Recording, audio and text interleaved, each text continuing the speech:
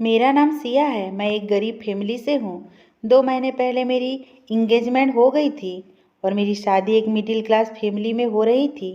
उस लड़के का नाम सुमित था। मैं अपनी शादी के लिए बहुत ज़्यादा एक्साइटेड थी। हर लड़की को अपनी शादी की बहुत खुशी होती है। वो अपनी शादी के सुहाने सपने सजाने लगती है। यही सारी फीलिंग्स मेरे दिल में भी जाग रही थी और मैं अपनी शादी से बहुत खुश थी। इतनी ज़्यादा खुश थी कि अपनी शादी की खूब सारी शॉपिंग में लगी हुई थी। मेरे माता पिता मेरी शादी धूमधाम से करना चाहते थे और मेरी पूरी फैमिली भी मेरी शादी से बहुत खुश थी। मुझे पार्लर में तैयार होना था, इसलिए मेरी शादी के कपड़े ससुराल से पहले ही आ गए थे। बेड पर मेरी शादी का रेड कलर का लहंगा रखा हुआ था। मैंने अपनी मम्मी से खुश होते हुए कहा, माँ, यह लहंगा कौन लाया है? वह लहंगा बहुत खूबसूरत लग रहा था। गोल्डन कलर का लहंगा था। मेरी माँ ने कहा कि बेटी, यह तुम्हारे ससुराल से आया है। माँ ने बताया तो मेरी आंखें खुशी से नाचने लगी थी। इतने प्यारे कपड़े और इतनी प्यारी चूड़ियाँ देखकर मैं बहुत ज़्यादा खुश हो गई थी। मैंने अपनी माँ से कहा, माँ, कपड़े तो अच्छे हैं लेकिन चूड़ियाँ मुझे कुछ पसंद नहीं आई। चूड़ियाँ ज़्यादा अच्छी नहीं है। मेरी माँ कहने लगी, बेटी, भगवान का शुक्र अदा किया करो कि तुम्हें इतनी अच्छी ससुराल मिली है, वरना तो बहुत सी लड़कियों को तो अच्छा सामान भी नहीं मिल पाता। माँ कहने लगी, तुम्हारे ससुराल के लोग भी बहुत अच्छे हैं। भगवान की कृपा है कि सारे रिश्तेदारों ने मिलकर तुम्हारी शादी के सारे इंतजाम करवा दिया, वरना मैं तो इतनी ज़्यादा गरीब औरत हूँ कि तुम्हारे लिए कुछ भी कर ही नहीं पाई थी। मेरी माँ बड़ी हैरानी से यह बात कह रही थी। मेरी माँ ने मेरी शादी का सामान और मेरी शादी के कपड़े सभी बहुत मेहनत से इकट्ठा किया था, वरना तो हमारे घर में खाने के भी लाले पड़े हुए थे। मेरी शादी अच्छे परिवार में हो रही थी, इसलिए मेरी माँ ने जैसे तैसे मेरी शादी अच्छे से अच्छे करने की कोशिश की। मैं भी भगवान जी को थैंक यू बोल रही थी कि मेरी शादी के सारे इंतजाम हो चुके थे और भगवान का बहुत बहुत शुक्रिया, क्योंकि शादी भी एक अच्छे परिवार में हो रही थी। मैं अपनी शादी में सबसे ज़्यादा खूबसूरत लग रही थी। मैं पार्लर में तैयार हुई थी और इसलिए मैंने पैसे भी इकट्ठे किए हुए थे, क्योंकि वह मेरी चाहत थी। और ये तो हर लड़की की चाहत होती है कि वह अपनी शादी पर सबसे ज़्यादा खूबसूरत लगे। फिलहाल मेरी शादी होने का वक्त दिया गया था। फिलहाल मैं पार्लर से तैयार होकर शादी हॉल में पहुंच चुकी थी और मैं बहुत ज़्यादा खूबसूरत लग रही थी। मेरी ससुराल में सिर्फ 3 लोग ही थे, मेरे पति, मेरी सास और मेरा देवर। मेरे ससुर की मौत तो पहले ही हो चुकी थी और मेरे अपने परिवार में भी मेरे पिताजी की मौत हो गई थी। जब मैं 8 साल की थी तब हमारे पिताजी हमें छोड़कर चले गए थे। मेरे पिताजी के दोस्त की बहन ने हमारा यह रिश्ता करवाया था। उन्होंने मुझे मेरे कज़न की बर्थडे पार्टी में देखा था। वहाँ पर वह मुझे देखने के अगले दिन ही अपने भतीजे के लिए रिश्ता लेकर हमारे घर आ गए थे। सारे लोग ही मेरे ससुराल की बड़ी तारीफ किया करते थे और सबसे ज़्यादा तारीफ तो मेरे पति की होती थी। लोग कहते थे कि तुम्हारा होने वाला पति बहुत समझदार और पढ़ा लिखा लड़का है, तुम्हें वह बहुत खुश रखेगा और तुम हमेशा उसके घर में रानी बनकर रहूंगी। वैसे मैं अपने ससुराल के बारे में सोच सोच कर बहुत खुश होती थी, क्योंकि मैं इस गरीबी भरी जिंदगी से बोर हो रही थी। आखिर गरीबी भरी जिंदगी में रखा भी क्या था? रिश्तेदार भी तो तब तक ही होते हैं जब तक हमारे पास पैसा होता है। मेरी माँ ने मुझे अकेले ही पाल पोस कर बड़ा किया था। जब मैं 8 साल की थी तभी मेरे पिताजी की मौत हो गई थी। उस टाइम मैं छोटी थी। मेरी माँ ने मुझे लोगों के घरों में झाड़ू पोछा करके पढ़ाया लिखाया था। मेरे घर में सिर्फ मैं और मेरी माँ ही थे। मेरे पैदा हो जाने के बाद मेरी माँ की कोई औलाद ही नहीं हुई थी और फिर उसके बाद मेरे पिताजी भी दुनिया से चल बसे थे। मेरे पिताजी के मरने के बाद मेरी माँ ने दोबारा शादी नहीं की थी, क्योंकि उनको हमेशा मेरी परवरिश की फिक्र लगी रहती थी। मेरी माँ का कहना था कि मैं अपनी बेटी की शादी जल्द से जल्द कर दूंगी, इसलिए मेरे जवान होते ही मेरी माँ ने भी मेरा रिश्ता तलाश करना शुरू कर दिया था। मेरे पिताजी के मरने के बाद मेरी माँ के मायके वालों और उनके ससुराल वालों में से किसी ने भी उनका साथ नहीं दिया था। मेरी माँ ने जो किया था वह खुद अपनी मेहनत की कमाई से शादी में किया था। यहाँ तक कि किसी ने मुसीबत के टाइम पर भी कोई मदद नहीं की थी। तभी तो मेरी माँ चाहती थी कि वह जल्द से जल्द अपनी बेटी की शादी कर दें, ताकि ऐसा ना हो कि कभी जिंदगी उन्हें भी धोखा दे जाए तो वह उनकी बेटी इस दुनिया में लावारिस रह जाए। मेरी माँ मुझे बहुत प्यार किया करती थी। उन्होंने मेरी खुशी के खातिर बहुत कुछ किया है। हर तरफ से नाउम्मीद होकर हम दोनों माँ बेटी हमेशा एक दूसरे का सहारा बने थे। मैंने सिर्फ हाई स्कूल तक ही शिक्षा हासिल की थी, क्योंकि मुझे भी पढ़ाई में कोई ज़्यादा इंटरेस्ट नहीं था। अगर मुझे पढ़ाई में इंटरेस्ट होता तो मेरी माँ और भी ज़्यादा मेहनत करके मुझे और पढ़ा सकती थी, लेकिन मैंने ही अपनी माँ से आगे पढ़ने के लिए मना कर दिया था। और फिर मेरी माँ की तबीयत भी किसी न किसी दिन बहुत ख़राब हो जाती थी। हाई स्कूल करने के बाद ही मैंने पढ़ाई को टाटा बाय बाय कह दिया था और फिर घर चलाने के लिए माँ की हेल्प करने लगी थी। मुझे सिलाई बहुत अच्छी आती थी, इसलिए मैंने लोगों के कपड़े सिलना शुरू कर दिया था और इसी तरह मैं भी पैसे कमाने लगी थी। मैं कपड़े सीने में बहुत ज़्यादा परफेक्ट थी, इसलिए कम टाइम में ही बहुत जल्दी मेरे पास ज़्यादा कपड़े सिलने आने लगे थे और मेरे पास काफ़ी सारी रकम भी जमा होने लगी थी और ज़्यादा से ज़्यादा लोग मेरे पास कपड़े सिलाई करवाने के लिए लाते थे और इसी तरह से मेरी गुजर बसर अच्छे तरीके से होने लगी थी। इस रूटीन के साथ ज़िंदगी गुजारते हुए मुझे लगभग 1 साल हो गया था। अब मैं 24 साल की हो गई थी और मेरी माँ जल्द से जल्द अपनी बेटी को विदा कर देना चाहती थी। रिश्ते तो मेरे लिए बहुत आते थे, लेकिन मेरी माँ मेरे लिए एक अच्छा रिश्ता और अच्छा परिवार ढूंढ रही थी। मेरी माँ का कहना था कि वह मेरी शादी किसी अच्छे और पढ़े लिखे परिवार में करना चाहती है और मेरी शादी जो अब अच्छे परिवार में हो रही थी, वह सब मेरी माँ की प्रार्थनाओं और कोशिशों का ही नतीजा था। और फिर बैठे बिठाए ही हमें अच्छा रिश्ता मिल गया था और लड़के वाले मुझे पहली नज़र में ही पसंद कर गए थे। हमारी शादी की डेट भी फिक्स हो गई थी। मेरी माँ को मेरे दहेज की भी ज़्यादा फिक्र नहीं थी, क्योंकि मेरे ससुराल वालों ने दहेज लेने से मना कर दिया था। लेकिन फिर भी मेरी माँ के पास जो थोड़ा बहुत जुड़ा हुआ सामान रखा हुआ था, वही मुझे दे दिया था। इस बात पर तो हम लोग सबसे ज़्यादा बेफिक्र और खुश थे। दिन जल्दी जल्दी गुजर गए थे और शादी का दिन भी करीब आ गया था, जबकि हमारे रिश्तेदार तो कभी हमारे बुरे दिनों में क्या, कभी हमारे अच्छे दिनों में भी हमारा हौसला तक बढ़ाने नहीं आए थे। इसलिए मेरी माँ ने किसी रिश्तेदार को मेरी शादी पर नहीं बुलाया था और सिर्फ आस पड़ोस के लोगों को ही मेरी शादी में बुला लिया था।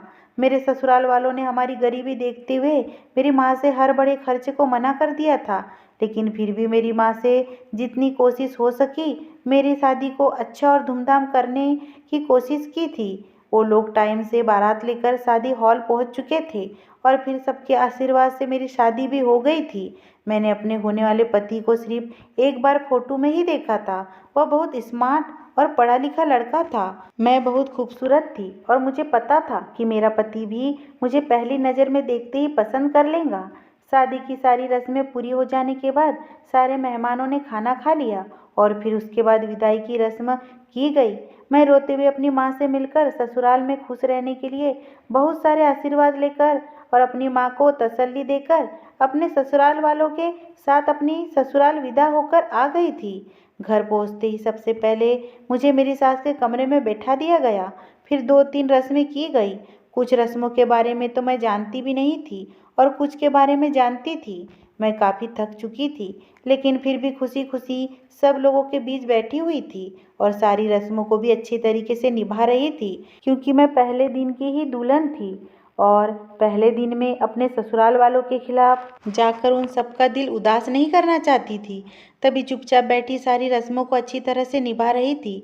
जैसे जैसे वह लोग कह रहे थे वैसा ही मैं कर रही थी। इसके बाद मेरी सास मुझे कमरे में लेकर चली गई थी, जो कि मेरे पति का था, और अब मुझे भी इस कमरे में ही रहना था। कमरे में चारों तरफ फूलों की सेज लगी हुई थी और डेकोरेशन बहुत ही अच्छी की हुई थी। मैं बहुत थक चुकी थी। मेरी सास ने मुझे बेड पर बैठने के लिए बोल दिया था और मेरे लहंगे को चारों तरफ से फैला दिया था। मैं बिल्कुल एक हीरोइन की जैसी लग रही थी और मेरे दिल में एक अजीब सी घबराहट जाग रही थी और अपने पति के आने का इंतजार कर रही थी। इंतजार धीरे धीरे लंबा होता चला जा रहा था, क्योंकि मुझे बेड पर बैठे हुए 1 घंटा हो गया था और मेरा पति था कि कमरे में आने का नाम ही नहीं ले रहा था। मुझे एक बात पर भी बड़ी हैरत हो रही थी कि जब से मेरी शादी हुई थी मैंने अपने पति को थोड़ा सा भी बोलते हुए या मुझसे बात करते हुए नहीं देखा था। यहाँ तक कि मैंने अपने पति की अभी तक आवाज़ भी नहीं सुनी थी। इसी तरह ही बैठे बैठे लगभग मुझे 2-3 घंटे गुजर गए थे और मेरी आँख लग गई थी और फिर मैं थोड़ी देर के लिए सो गई थी। अचानक जब मेरी आँख खुली तो तभी मेरा पति कमरे में मौजूद नहीं था और मैं आंखें बंद करके कुछ सोचने लगी थी। ना जाने कितनी देर हो गई थी कि अचानक दरवाजे की आवाज़ से मैंने अपनी आंखें खोल दी। मैंने कमरे में चारों तरफ देखा तो कमरे में मुझे कोई नज़र नहीं आया, पर मुझे बड़ी हैरत हो रही थी। जैसे ही मेरी नज़र दरवाजे की तरफ गई, यह देखकर मैं हैरान रह गई थी कि खुले हुए दरवाजे से मेरा पति अंदर आ रहा था। लेकिन हैरत की एक वजह यह भी थी कि कमरे के अंदर मेरे पति के साथ साथ एक लड़की भी आई थी, जो बिल्कुल पागल सी लग रही थी और उसकी हरकतें भी बिल्कुल पागलों वाली ही थी। उसने पुराने और फटे हुए कपड़े पहने हुए थे। उसके कपड़े कई जगह से फटे हुए थे और वह बार बार सर को बुरी तरह से खुजला रही थी और अजनबियों की तरह पूरे कमरे को ऐसे देख रही थी जैसे वह कमरे में पहली बार आई हो और उसने कमरे की हर चीज को ही पहली बार देखा हो। मैंने हैरत से पहले उसे और फिर अपने पति को देखा, जिसने उस पागल औरत का हाथ पकड़ा हुआ था। मैं बड़ी परेशान और हैरान अपनी जगह से उठकर खड़ी हो गई थी और उन दोनों के करीब चली गई थी। वह पागल औरत तेजी से मेरे पति के पीछे छुपने लगी, जैसे वह मुझसे डर रही थी। मैंने अपने पति सुमित से पूछा, यह कौन है और आपके साथ हमारे कमरे में क्या कर रही है? तो पहले सुमित ने उस पागल लड़की को अपने करीब खींच लिया और अपने बराबर में खड़ा कर दिया और मेरी तरफ देखकर कहने लगा, यह मेरी पत्नी है और चलो इसे बिल्कुल अपनी तरह तैयार कर दो। अपने पति की बातें सुनकर मेरे पैरों तले से जमीन निकल गई थी कि आज ही तो मेरी शादी हुई थी और वह आज ही एक पागल सी औरत को हमारे कमरे में लाकर मुझसे कह रहा था कि यह मेरी पत्नी है और इसे अपनी तरह तैयार कर दो। मेरी आंखों में आंसू आ गए थे और मैंने अपने पति से कहा, आप क्या कह रहे हो? यह आपकी पत्नी कैसे हो सकती है और मैं इसे कैसे अपनी जगह तैयार करके बैठा दूँ? आपकी पत्नी तो मैं हूँ, जबकि आज ही हम दोनों की शादी हुई है।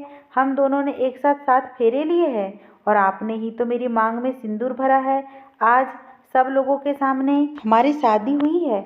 मैं बुरी तरह से सदमे में चली गई थी और अपने पति से रो रो कर यह बात कह रही थी। मेरे पति ने गुस्से से मेरी तरफ देखा और कहने लगा, मैंने कहा ना कि यह मेरी पत्नी है और तुम इसको बिल्कुल अपनी तरह तैयार कर दो और उसके बाद तुम हमारे कमरे से निकल जाओ, वरना मैं तुम्हें तलाक देकर अभी घर से निकाल दूंगा। अपने पति की बात सुनकर मेरा शरीर बुरी तरह से कांप रहा था और मुझे तो उम्मीद नहीं थी कि शादी की पहली रात ही मुझे अपने पति से ऐसे शब्द सुनने को मिल जाएंगे। वह औरत कौन थी मैं नहीं जानती थी।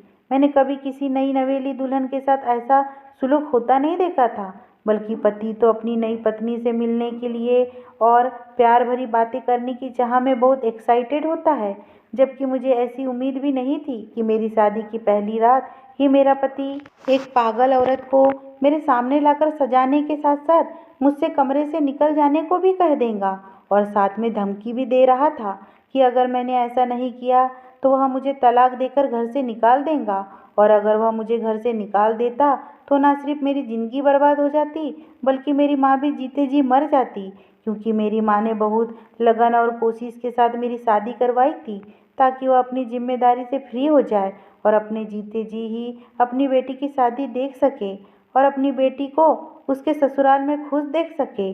मैं नहीं चाहती थी कि मेरी माँ, जिसने पहले ही अपनी ज़िंदगी में बहुत सारे गम सहे हैं, वह मेरा भी गम बर्दाश्त करे। मैं रोते हुए सर हिला दिया और फिर उस पागल औरत को तैयार करने के लिए राजी हो गई थी। मैं दिल ही दिल में परेशान हो रही थी और रो रही थी और उस पागल लड़की को अपने साथ बाथरूम में ले गई और फिर अपने कपड़े उसे पहना दिए। यह वही लाल लहंगा था जो मेरे ससुराल वालों की तरफ से मुझे शादी पर मिला था, लेकिन अब वह उस पागल औरत का भाग्य बन चुका था। वह मेरी जितनी खूबसूरत तो नहीं थी, मगर उसकी किस्मत मुझसे भी कहीं ज़्यादा अच्छी थी। उसे अपने कपड़े पहनाने के बाद मैंने उसके फटे पुराने कपड़े पहन लिए और उसे लेकर बाहर चली आई थी। मेरा पति बेड पर बैठा हुआ हमारी तरफ देख रहा था, जिस पर मैंने उस पागल औरत को ड्रेसिंग टेबल के सामने रखे स्टूल पर बैठा दिया और वह फिर उसका मेकअप करने लगी और उसके बाद उसका हेयर स्टाइल भी कर दिया था। वो सारी ज्वेलरी उसको पहना दी जो कुछ देर पहले मैंने पहनी हुई थी।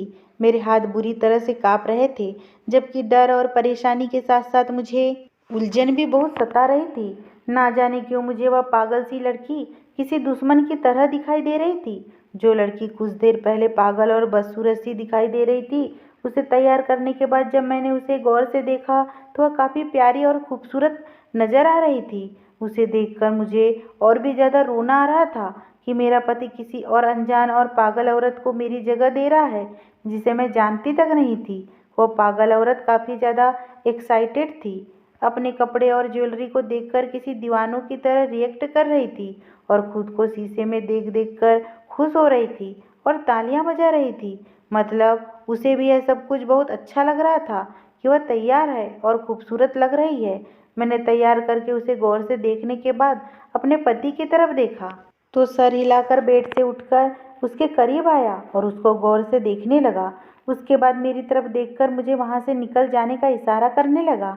मैं उस पागल लड़की का दुपट्टा सर से ओढ़ते हुए बाहर आ गई थी। मैंने अपना मेकअप भी उतार दिया था और मेरा चेहरा साफ हो गया था और मेरा शरीर पर उस पागल लड़की के फटे पुराने कपड़े थे। अगर कोई भी मुझे देखता तो यकीन ही नहीं करता कि कुछ देर पहले जो दुल्हन इस घर में आई थी वह यही थी। उस टाइम तो मैं वह पागल औरत लग रही थी जिसको मेरा पति लेकर आया था। इस वक्त मैं ही पागल लग रही थी कि घर मेरे लिए भी अनजान था। मैं यहाँ पहली बार आई थी। तभी मैं कमरे से निकलकर दरवाजे के बाहर ही बैठ गई थी कि मुझे नहीं पता था कि मैं रात के इस टाइम कहाँ जाऊँ। अगर किसी के कमरे में जाती तो वह मुझसे पूछता कि इस हाल में अपने कमरे से बाहर क्या कर रही हूँ। डायोस के डर ने मुझे रोक रखा था। तभी मैं चुपचाप अपने पति के कमरे के बाहर आकर बैठ गई थी और मैंने अपने चेहरे को दुपट्टे से अच्छी तरह से ढक लिया था। मुझे परेशानी की वजह से नींद भी नहीं आ रही थी। यही वजह था कि मैं अब तक जाग रही थी। अभी मैं वहीं बैठी हुई थी जब अचानक मुझे किसी के आने की आवाज़ सुनाई दी तो मैं चौंक कर इस तरफ देखने लगी तो सामने से ही मेरा देवर आ रहा था। उसने मुझे दरवाजे के बाहर बैठा हुआ देखा तो वह चौंक गया और फिर वह कुछ देर बाद वह मुझे मुझे बिना कुछ कहे बगैर ही मुझे पकड़कर अपने साथ ले जाने लगा। मेरा चेहरा छुपा होने की वजह से वो मुझे देख नहीं पाया था। मैंने उसके आगे हाथ जोड़ने शुरू कर दिया तो वह मुझे घसीटता हुआ कमरे में ले जाने लगा, जिस पर मैं चुपचाप उसके साथ चलने लगी कि अगर मैं मुंह खोलती तो इसमें भी मेरी ही बेइज्जती होती कि शादी की पहली रात ही मेरे पति ने मुझे कमरे से बाहर निकाल दिया था। वह शायद मुझे ही वह पागल औरत समझ रहा था और मुझे लग रहा था कि वह उनकी कुछ न कुछ तो लगती थी, मगर क्या लगती थी यह सवाल मेरे दिमाग में घूम रहा था। मेरा देवर मुझे एक कमरे में लेकर पहुंचा जहाँ अंधेरा छाया हुआ था। शायद यहाँ घर का स्टोर रूम था। उसने आगे बढ़कर लाइन ऑन की और मैं अब तक तो रिलैक्स थी, लेकिन मेरे होश तब उड़े जब उसने मुझे रस्सी से बांधने के बाद अचानक मेरे सामने बासी रोटी और ठंडी सब्जी रखी थी, जिसके साथ कुछ दवाइयाँ भी रखी हुई थी। मतलब वह यह खाना खिलाने के बाद मुझे दवाइयाँ भी खिलाने वाला था, जो शायद उस पागल औरत की थी। और मैं ये दवाइयाँ हरगिज़ नहीं खा सकती थी क्योंकि मैं पागल नहीं थी। मेरा एक पैर रस्सी से बंधा हुआ था जबकि दोनों हाथ खुले हुए थे। उसने कहा कि खाना खाओ, मगर मैंने अपना सर तेजी से ना में हिला दिया था कि मुझे नहीं खाना। जैसे ही मेरा सिर हिला तो मेरे सर से दुपट्टा उतर गया, जिसकी वजह से मेरा चेहरा उसके सामने आ गया। मेरे देवर ने जैसे ही मेरे चेहरे की तरफ देखा तो वह बुरी तरह से हैरान हो गया था और वह आंखें फाड़कर मुझे देख रहा था और यकीन करने की कोशिश कर रहा था। उसने मुझसे पूछा, आप यहाँ पर क्या कर रही हो? उसने कड़क आवाज में बहुत हैरानी से मुझसे पूछा, जैसे उसे अभी अभी यकीन आया हो कि यहाँ वह पागल औरत नहीं बल्कि मैं हूँ, जो आज ही उसकी भाभी बनी है। उसके सवाल पर मुझे रोना आने लगा था। उसने आगे बढ़कर मेरी रस्सियाँ खोल दी और मुझे आज़ाद कर दिया, जिस पर मैंने दुपट्टे को ठीक से ओढ़ लिया। मुझे तो बड़ी बेइज्जती का सामना करना पड़ रहा था और मेरा दिल खून के आंसू रो रहा था। अपने देवर के पूछने पर मैंने रोते हुए उसे सारी बात बता दी थी, जिस पर मेरा देवर सर पकड़कर बैठ गया था और कहने लगा, आपको अपना कमरा छोड़कर नहीं आना चाहिए था। और अब वह डर कर ना सिर्फ अपना कमरा छोड़कर आ गई हो, बल्कि भैया की बात मानकर उस पागल को भी अपनी जगह दुल्हन बनाकर आ गई हो और खुद ने यह फटे पुराने कपड़े पहन लिए। मैंने अपने देवर से कहा कि तुम्हारे भैया ने मुझे तलाक की और घर से निकालने की धमकी दी थी। मैं गरीब लड़की जरूर हूँ, लेकिन मेरी तलाक का सुनकर मेरी माँ जीते जी मर जाती। यही वजह है जो मैंने तुम्हारे भैया की हर बात मान ली। उसने मेरी बात सुनकर मुझे तसल्ली दी और गहरी सांस भरी और फिर मुझे अपने पीछे आने का इशारा करके बाहर निकल गया। मैं डरी हुई थी, सहमी हुई, अपने देवर के पीछे कमरे से बाहर निकली और फिर उसका पीछा करते हुए स्टोर रूम से दूर एक कमरे में चली गई तो सामने ही बेड पर मुझे मेरी सास लेटी हुई नजर आई थी। उसके बाद मेरे देवर ने उसको नींद से जगाया। वो जागने पर बहुत ज़्यादा हैरान हो गई थी और फिर मुझे फटे पुराने कपड़ों में देखकर दंग रह गई थी। उनकी हैरानगी पर मैंने तो नहीं मगर मेरे देवर ने उन्हें सब कुछ बता दिया, जिस पर मेरी सास गहरी सांस भरकर रह गई थी। मुझे लग रहा था कि कुछ तो जरूर है जो मुझसे छुपाया जा रहा था। तभी मैंने पूछ ही लिया कि वह औरत कौन है जिसे मेरा पति अपने कमरे में ले गया और उसकी वजह से मुझे अपने कमरे से बाहर भी निकाल दिया। मेरी सास ने मेरे देवर को कमरे से बाहर निकाल जाने का इशारा किया और बाहर चला गया तो मेरी सास ने मुझे अपने पास बिठाया और बताने लगी कि वह उनके पड़ोस में रहने वाली सहेली की बेटी है। उसके माता पिता उसे बचपन में ही छोड़कर चले गए थे, जिसके बाद वह अकेले ही अपने घर में रह रही थी और मेरी सास भी उसका बहुत ख्याल रखती थी और इसी वजह से उसका मेरी सास के घर में आना जाना भी काफ़ी हो गया था और मेरी सास ने उसकी परवरिश भी अपने बच्चों की तरह ही की थी। मेरी सास ने कभी उसको माँ की कमी महसूस नहीं होने दी थी और उन्होंने उसका हमेशा ख्याल रखा था। वक्त गुजरता रहा और वह भी उनके बच्चों के साथ बड़ी होती रही। दोनों भाइयों में से सुमित ही उसके सबसे ज़्यादा करीब और फेवरेट था और जबकि सुमित उसका बेस्ट फ्रेंड भी बन गया था। उसकी उम्र में 5 साल का फर्क था। पढ़ाई पूरी होने के बाद सुमित ने जॉब कर ली थी। जब मेरी सास ने कहा कि वह उसकी शादी अपने बेटे से कर देंगी तो उसने अपनी शादी करने से इनकार कर दिया और साफ कहने लगी कि वह किसी लड़के को पसंद करती है और उसी के साथ शादी करना चाहती है। मेरी सास ने बताया कि मुझे भी कोई ऐतराज़ नहीं था क्योंकि वह भी उसकी खुशी को ही अहमियत देती थी। उन्होंने बताया कि इस पागल लड़की का नाम नेहा है। उन्हें नहीं पता था कि नेहा का अफेयर किस तरह से चला और किस तरह से वह उस लड़के से मिली, किस तरह से उसकी उस लड़के के साथ जान पहचान हुई थी जिससे वह प्यार करने लगी थी। मेरी सास को लगा कि शायद नेहा किसी ऐसे लड़के की बात कर रही है जो शायद उसके कॉलेज में पढ़ता होगा। इसी तरह से दोनों की जान पहचान हुई होगी। लड़का खूबसूरत और अच्छा था, इसलिए मेरी सास ने नेहा की मर्जी के साथ उन दोनों का रिश्ता पक्का कर दिया। लेकिन जब यह बात सुमित को पता चली तो उसने बहुत हंगामा किया था कि वह नेहा को पसंद करता है और नेहा से ही शादी करना चाहता है। बस इस बात की जीत सुमित ने पकड़ रखी थी कि वह शादी करेगा तो नेहा के साथ ही करेगा। मेरी सास को भी इस बात से कोई प्रॉब्लम नहीं थी, बल्कि वह तो खुश हो गई थी कि उनका बेटा उस लड़की को पसंद करता है जिसको वह इतने सालों से जानती है और जिसकी परवरिश उन्होंने खुद की है। और इस बात से तो डबल खुश थी क्योंकि वह नेहा से बहुत ज़्यादा प्यार करती थी। और फिर जब नेहा को यह बात पता चली कि सुमित मुझसे बहुत प्यार करता है तो शायद नेहा यह सहन नहीं कर पाई और उनकी फैमिली से नफरत करने लगी। उन्होंने नेहा को इस बारे में कुछ नहीं बताया और सुमित को यह कहकर खामोश कर दिया कि नेहा शादी के लिए तैयार नहीं हो रही है और ना ही वह सुमित से शादी करना चाहती है। यह सुनकर सुमित भी खामोश हो गया और बिजनेस के सिलसिले में कुछ दिनों के लिए अपना शहर छोड़कर दूसरे शहर चला गया था और नेहा की शादी में भी शामिल नहीं हुआ। नेहा की शादी जल्द ही उस लड़के के साथ करवा दी गई थी क्योंकि लड़के वालों को शादी की बहुत जल्दी थी। नेहा को विदा करने के बाद सुमित की माँ बहुत ज़्यादा तसल्लीमंद हो गई थी, लेकिन धीरे धीरे नेहा की शादी को 2 महीने ही गुजरे थे जब नेहा वापस आ गई। वह अपने ससुराल में रह रहकर पागल सी हो गई थी और यह बात पता चली कि उसका पति उसे डाइवोर्स देकर कहीं फरार हो गया है। उसकी और नेहा की मुलाकात सोशल मीडिया पर हुई थी और नेहा के सोने के जेवर और कुछ पैसे और सारा कीमती सामान लेकर उसके पति ने उसे तलाक दे दिया और वह फरार हो गया था। लेकिन वह कहाँ चला गया था यह बात कभी किसी को पता नहीं चल सकी।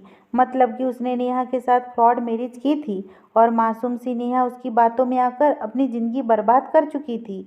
नेहा प्रेग्नेंट थी और यह खबर उसके लिए किसी बड़े शौक से कम नहीं थी।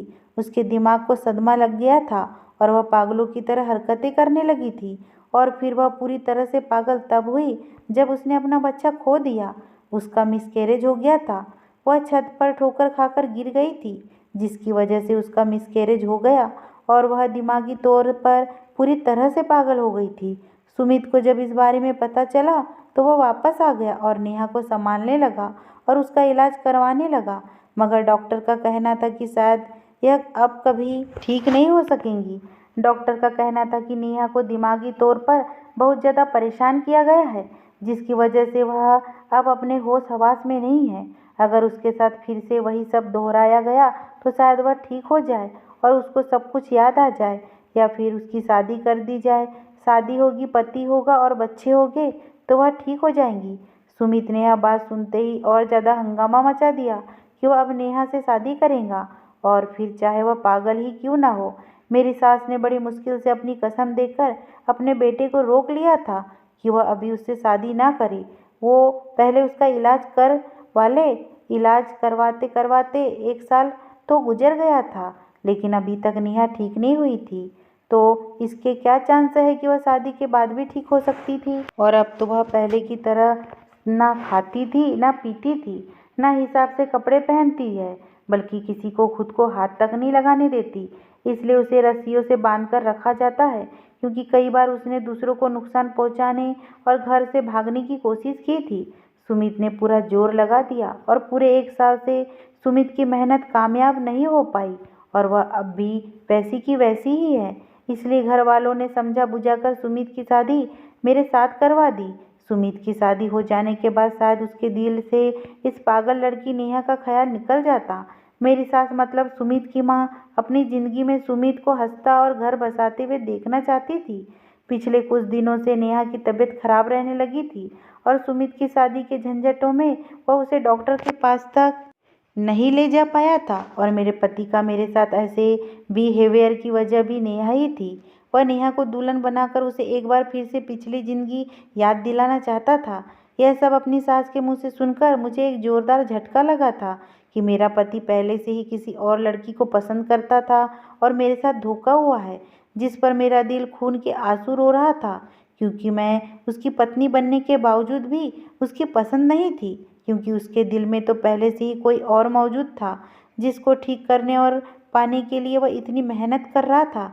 शायद मेरे साथ शादी इसलिए करवाई गई थी कि मैं गरीब थी और अपना घर बचाने के लिए मैं कुछ कह भी नहीं सकती थी। मेरी सास मुझे लेकर मेरे पति के कमरे की तरफ बढ़ी और दरवाज़ा बजाया तो अगले ही पल दरवाज़ा खुल गया था। दरवाज़ा खोलते ही जब कमरे के अंदर देखा तो नेहा सजी सवरी दुल्हन की तरह तैयार हुई जमीन पर लेटी सो रही थी, जबकि सुमित की आंखों से लग रहा था कि वह रो रहा था। मुझे उस पर और नेहा पर बहुत ज़्यादा तरस आ रहा था, मगर मैं कुछ ठीक भी नहीं कर सकती थी। सुमित एकदम ही अपनी माँ से गले लगकर रोने लगा, जिस पर मेरी सास अपने बेटे को तसल्ली देने लगी और उसे मेरे साथ की गई गलती का एहसास भी दिलाने लगी, जिस पर सुमित ने मुझे शर्मिंदा होते हुए देखा और फिर मुझसे माफ़ी मांगने लगा। मेरी सास ने सोई हुई नेहा को उठाया और फिर बहला फुसला कर उसे अपने साथ ले गई। उसके जाने के बाद एक बार फिर सुमित ने मुझसे माफ़ी मांगी और मेरे साथ किए हुए अपने बिहेवियर की वजह बताने लगा, जो मैं पहले ही अपनी सास से सुन चुकी थी कि वह यह शादी नहीं करना चाहता था ताकि वह नेहा को संभाल सके और उसे ठीक कर सके। उसके बाद जब वह ठीक हो जाए तो वह नेहा से शादी कर ले, लेकिन घर वालों ने ज़बरदस्ती उसकी शादी मेरे साथ करवा दी थी। मैंने सुमित को तसल्ली दी और यकीन दिलाया कि मैं उसके साथ हूँ, जिस पर वह काफ़ी देर तक अपना गम मुझसे बांटता रहा था। मुझे यकीन था कि मैं जल्द ही उसके दिल में अपनी जगह बना लूँगी। वैसे भी जो हो गया था उसे बदला नहीं जा सकता था, और ना ही मैं यह सब अपनी माँ को या किसी और को इस बारे में नहीं बताने वाली थी। नेहा एक मासूम सी पागल औरत थी, जिससे मुझे कोई खतरा नहीं था। शादी के बाद सभी मेहमान अपने अपने घरों में चले गए थे। मैं नेहा की सगी बहन की तरह ख्याल रख रही थी। उसका खाना पीना, उसके कपड़े सब मैं ही देखने लगी थी और कोशिश करती थी कि उसके साथ अपना बिहेवियर दोस्त की तरह रखूं। यह सब देखकर घर के बाकी लोगों के साथ नेहा भी खुश रहने लगी थी और सुमित के दिल में मेरे लिए जगह भी बनने लगी थी, जिसका इजहार वह मुझसे अपनी प्यार भरी बातों और मेरे ख्याल रखने से करता रहता था। नेहा मुझसे काफ़ी हद तक इम्प्रेस हो चुकी थी, लेकिन वह अभी तक ठीक नहीं हो पा रही थी। उसकी दवाइयाँ भी चेंज करके देखा, लेकिन नतीजा कुछ नहीं मिल पा रहा था।